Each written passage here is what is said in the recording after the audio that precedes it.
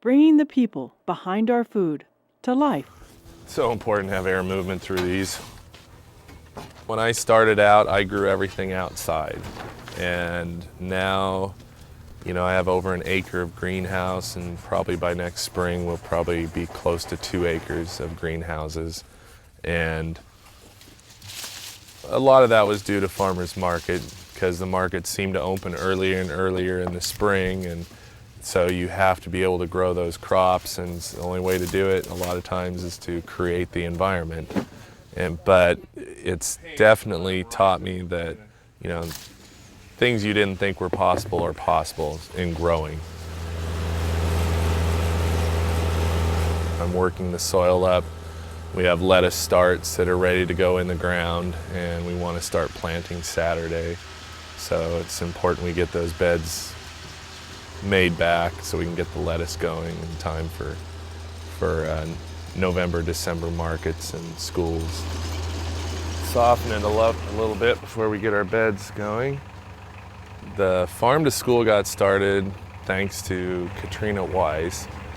She's the director of purchasing food, I guess, in the Bend Lapine School District. And she was managing the farmers market in Bend and was talking with farmers, and so she came to me as well as a couple other vendors and asked what could we grow and could we be competitive with the Sysco's and the big food delivery places.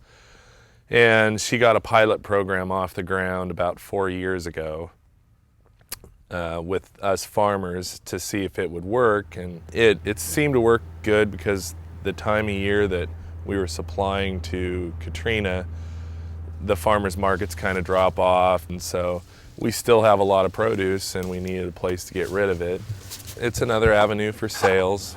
Because of the size and the style of farming we're doing, we don't produce enough to take to canneries, and it's good high quality food because we're serving farmers markets and people expect really good stuff, and it just helps get rid of excess so there's less waste, and it gives us another way to make some money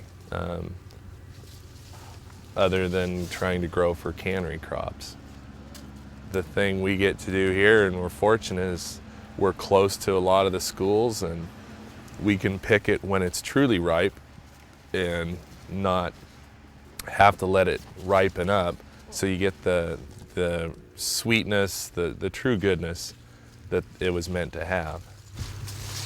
Katrina, she had said when they would advertise in the lunch flyer that they were serving a lot of local produce and from sustainable farms and things, that they actually saw a little bit of an increase in the parents wanting their kids to eat local produce, and so they were buying more school lunches. And they did track the waste going into the garbage can, and the local stuff, when they started serving that, they actually had less waste going into the garbage. So kids were eating it. They weren't throwing it away because obviously they liked it. So that's a good thing. It's a great way to educate the kids, and as they grow up, they know that fresh local stuff is better tasting.